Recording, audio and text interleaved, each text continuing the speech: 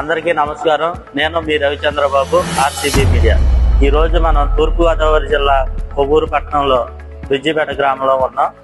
ఇక్కడ సువార్త నిలయం చర్చ్ పాస్టర్ అయినటువంటి పాస్టర్ కడలి హానుక్ గారితో మన ముఖాముఖి ప్రోగ్రామ్ స్టార్ట్ చేసుకున్నాం. పాస్టర్ గారు వందనాలు.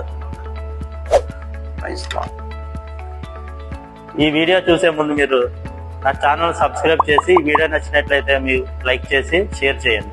మీ సలహాలు సంప్రదింపులు ఏమైనా ఉంటే కామెంట్ బాక్స్ లో మెన్షన్ చేయండి. మీరు మీ సమయాన్ని మాకు కేటాయించినందుకు మా ఆర్సీబీ మీడియా తరఫున, మా ప్రేక్షకుల తరఫున మీకు హృదయపూర్వక ధన్యవాదాలు తెలియజేస్తున్నాం. పాస్టర్ గారు, మీతో మేము ఈ రోజు చర్చించవలసిన విషయాలు ఏమిటంటే, ప్రస్తుత సమాజంలో అంటే క్రైస్తవ సమాజంలో జరుగుతున్న కొన్ని విషయాల కోసం మిమ్మల్ని అడిగి తెలుసుకుందామన్న ఉద్దేశం మీద మా మీడియాకి మిమ్మల్ని అవకాశం ఇవ్వమని అడిగాము. తప్పకుండా మీరు చేస్తున్న సేవా పరిచర్య కానీ, మీరు చేస్తున్న సమాజంలో చేస్తున్న కొన్ని పోరాటాలు కానీ, లేకపోతే ఊరు ప్రజల్లో వచ్చిన ఇబ్బందుల్ని మీరు ఎదుర్కొనడం కానీ. ఈ బ్రిడ్జిపేటకు నేను వచ్చి 29 సంవత్సరాలు అవుతుంది. అంటే మీ సేవా జీవితం ఎంతకాలం జరుగుతుంది? సేవా జీవితం రాగానే 1996 సంవత్సరం జనవరి నెలకి ఇక్కడికి రావడం జరిగింది. దైవ దర్శనం ద్వారా ఇక్కడికి రావడం జరిగింది. మీరు ఇక్కడ వచ్చిన కానీ మేము చూస్తున్నాం, అది ఎందుకు కూడా మీకు ఆ విషయం చెప్పాను.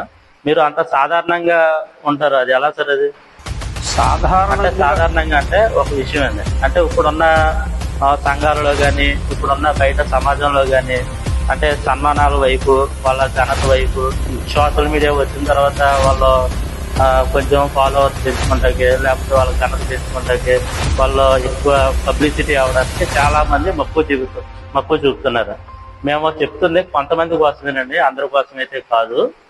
తనను తాను తగ్గించుకుని వాడు హెచ్చింపబడును, తనను తాను హెచ్చించుకుని వాడు తగ్గించబడును అనేటువంటి ఒక బైబిల్ శ్రేష్టమైన సిద్ధాంతానికి లోబడి ఉంటుంది. డబ్బు సంపాదించడానికి అవకాశం ఉంటుంది.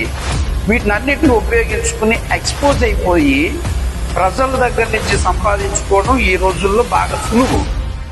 ప్రభు ఎంతవరకు పెట్టాడో, ఎంతవరకు ఉంటే మంచిదో అంత లిమిట్స్ లో ఉంటుంది అనేటువంటి నా ఉద్దేశం.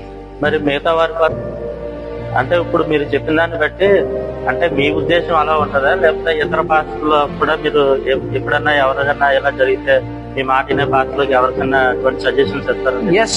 ఎస్, నేను తప్పకుండా ఇస్తాను సజెషన్స్. ఎందుకు ఇస్తానంటే, అయితే బ్రదర్ మనం ఇట్లా ఇంత ఎక్స్పోజ్ అవ్వకూడదు.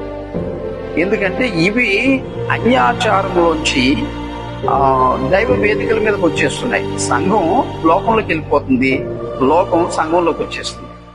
అది మీ ఇతరుల గురించి మీ అభిప్రాయం ఏంటంటే, ఇప్పుడు ఎలా ఉందంటే వాక్యం అనే ఏకతాటి మీదకి రావడం అనేసి వాక్యాన్ని చదువుతూ ఎవరి అభిప్రాయాలు వాళ్ళు చేసుకుంటూ ఉన్నారు. ఇది కార్పొరేట్ సంఘాలు, అక్కడ ఉన్న సేవకులు వాళ్ళు చేసే ఆ అట్రాక్షన్ చాలా పెద్ద స్టోరీ నడుస్తుంది.